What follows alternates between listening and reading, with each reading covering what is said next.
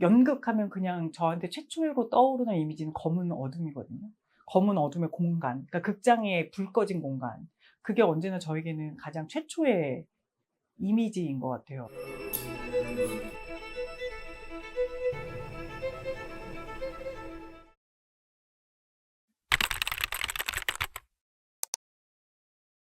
연극을 맨 처음 시작하게 된 계기 자체가 대학교에 있는 연극 동아리에서 시작을 했는데, 이제 그러다가 극장만 하려고 하다가, 그러니까 연출이라고 하는 것으로 발견하게 되는 연극과 그 세계의 외연과 깊이가 너무 재미있는 거예요. 그러면서 본격적으로 연출을 더 하게 됐었던 것 같고, 저는 이 이야기가 리얼하다고 생각하면서 쓰는 거예요.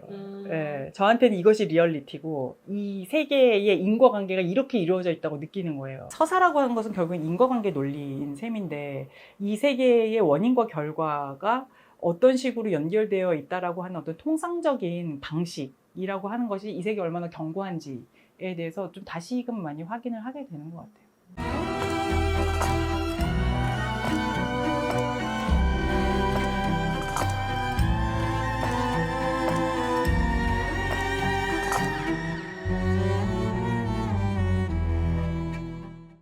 강과강은 애초에 쓰고 나서도 좀, 이거는 다른 분이 연출해 주셨으면 좋겠다라는 생각으로 여러분들한테 좀 제안을 했었고, 오늘일지 내일일지 언제 세계가 멸망할지 모르는 시간이 설정이 되어 있고, 그렇다고 하면 이 미래는 의미가 없는 거잖아요. 그렇다면 이 사람은 지금을 살면서 진짜인지 아닌지 모를 과거를 계속해서 되새기면서 막 이렇게 지금을 살고 있는 뭐 이제 그런, 이 여자가 가지고 있는 여러 가지의 회한과 공허, 그리고 이 세계에 대한 농담 같은 태도들, 이런 세계를 이해할 수 있는 분이 누군가 있지 않을까라는 생각이 들었었고, 이제 그런 과정에서 이인수 연출님과 함께 하게 된 거죠. 네. 그러니까 왜 연극하면서 살지? 왜 글 쓰면서 살지? 이런 질문들이 어느 순간 되게 많이 들어올 때가 있는데, 저한테는 창작을 한다는 건 알아가는 일인 것 같거든요. 그러니까 내가 누구인지, 그다음에 이 세상이 어떤 곳인지, 이 세상에서 살고 있는 내가 뭘 해야 되는지, 어떻게 살아야 되는지, 이런 것에 대한 질문들이라는 생각은 좀 계속 하는 것 같아요. 그러니까 질문이란 건 정말 떠오르는 거잖아요. 그러니까 그것만큼 뭐라 그럴까요? 싱싱한 게 없는 것 같거든요. 그 싱싱한 질문들을 계속해서 이어가는 것이 하나의 작품을 창작하는 일인 거고, 작품이 끝나가기 직전이 작가한테는 가장 행복한 시간인 것 같거든요. 그러니까 해왔던 많은 질문들에 따라서 나에게 이제 새로운 진실이 보이는 건 거죠. 그래서 그것을 발견하는 기쁨, 그것도 내가 어떻게 보면 계속 차곡차곡 쌓아왔던 질문들이 나한테 고스란히 돌려줘서, 이런 거구나라는 것을 발견하는, 그러면서 하나의 작은 피스가 탄생하는 거죠. 하나의 피스, 정말 요만한 피스가. 네, 상상력이 가장 중요한 것 같아요. 그 매체의 속성을 이해한다는 건 어려운 일인 것 같아요. 연극하면 그냥 저한테 최초로 떠오르는 이미지는 검은 어둠이거든요. 검은 어둠의 공간, 그러니까 극장에 불 꺼진 공간. 그게 언제나 저에게는 가장 최초의 이미지인 것 같아요. 그래서 거기에 누군가가 있고, 그리고 거기에 어떤 소리가 들어오고, 거기에서 어떤 일이 벌어지고. 근데 그런 면에서 저는 연극적인 상상력이 분명히 존재한다고 생각해요. 그거는 연극이라고 하는 매체를 이해하는 일과, 그 다음에 이제 아까 계속해서 말씀드렸던 그 상상력이라고 하는 것들을, 그래서 이 매체를 통해서 내가 어떻게 펼치고 어떻게 관객과 공유할 수 있는지에 관한 일종의 연마가 필요하죠. 그 검은 어둠 안에 어떤 상상력을 일으킬 것인가. 많은 사람들이 영화를 보거나 연극을 보거나 소설을 읽거나 했었을 때는 분명히 어떤 세계들을 경험한다는 생각이 들어요. 에세이라던가 이런 류들이 가지고 있는 것이 어떤 공감과 위로라고 한다면, 저는 허구의 이야기들이 가지고 있는 위로가 또 분명히 있다라고 생각을 하거든요. 그 경험, 그 비현실의 어떤 경험, 그리고 누군가를 끊임없이 상상해내려고 하는 노력, 그리고 그것을 상상해내는 것, 그리고 그 사람에 대해서 같이 이야기해보는 것, 보는 사람과 함께. 그것이 잘 이루어졌을 때 극장의 어둠이라고 하는 것이 그 기능을 잘 하고 있는 것이라는 생각이 드는 것 같아요. 우리는 현실에 발딛고 살고 있고 그렇기는 하지만, 그 안에 그 기저에 굉장히 많은 것들이 있다고 생각을 하거든요. 이게 되게 많은 작용들 있잖아요. 마음의 작용이든 혹은 뭐 직관의 작용이든 이미지의 작용이든. 근데 그런 것들이 현실만 알아서는 그래서는 안 된다는 생각이 들어요. 이 문명 안에서. 우리가 다 알고 있지 못하는 어떤 작용들이 그 세계들을 통해서 분명히 밝혀지는 것 같거든요. 그래서 거기에 바로 창작이라는 것의 의미가 존재하는 것 같고 갈수록 더 그 생각이 드는 것 같아요. 네.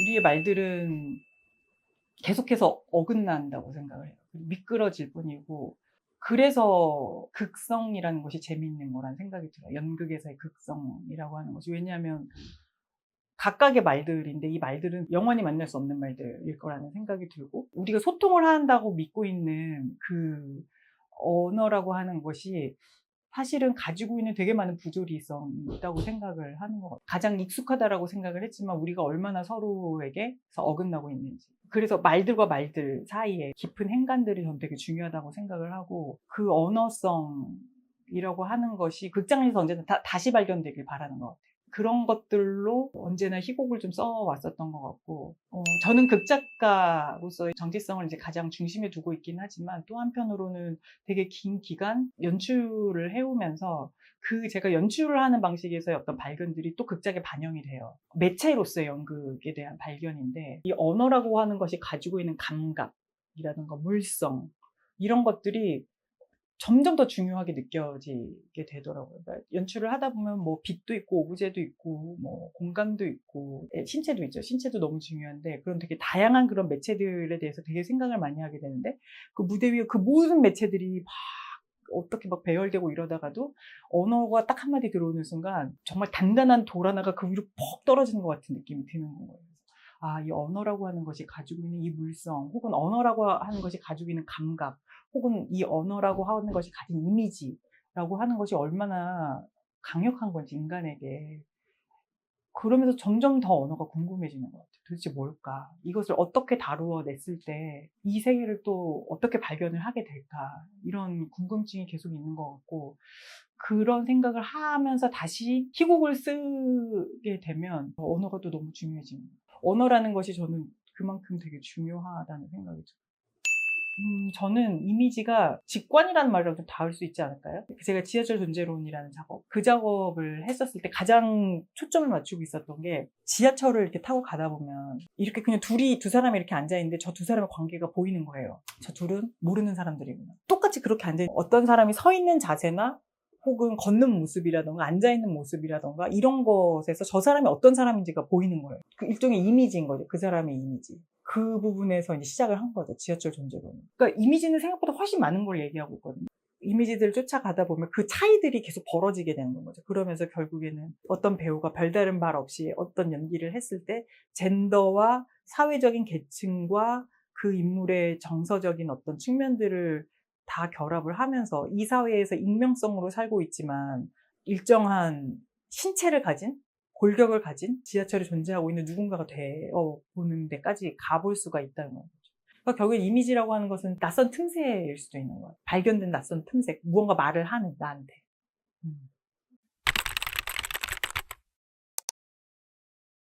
이것까지만 쓰자.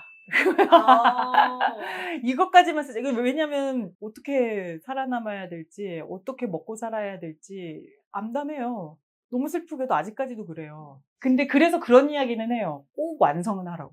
그러니까 일단 너무 급하게 쓰려고 하지 말고 전 속도가 되게 중요한 것 같아요. 어떤 글은 빨리 써내려가야 되는 글이 있고 시작하는 과정에서는 자기의 언어를 만들어야 되기 때문에 그냥 좀 더 천천히 쓰는 게 맞지 않을까 이런 생각을 좀 하기는 하는 것 같아요. 어쩔 땐 나의 즉흥이 필요하고 어쩔 땐 나의 사유가 필요하고 근데 그것이 완성이 되면 그거는 나한테 돌아와요. 하나의 세계로. 지나고 나서 보면 그 모든 경험들이 다 나의 용량이 되는 것 같아요. 나라는 사람이 가지고 있는 어떤 용량의 크기로 계속해서 이루고 있는 것 같다는 생각이 들어요. 용기에 대해서 많이 얘기하는 것 같아요. 호기심과 용기. 왜냐면 사실 되게 혼자서 작업하는 건 되게 힘들잖아요. 너무너무 힘든 일이고 불안하고 네, 그런 것들이 되게 많기 때문에 창작자가 혼자 작업할 때는 자기 자신과도 싸우지만 외부에서 들려오는 말들이라던가 어떤 내가 느끼고 있는 이 세계의 규범에 대해서 계속해서 이게 압박감을 갖는단 말이에요. 이렇게 살아도 될까? 나는 아무것도 아니야. 그런 혼란들을 마주해야 한다는 이건 틀린 게 아닐까라는 질문을 누구나 다 하죠. 그럼에도 불구하고 궁금하면 가봐야 되거든요. 그럼 이제 가보라고 이야기를 하는 거죠.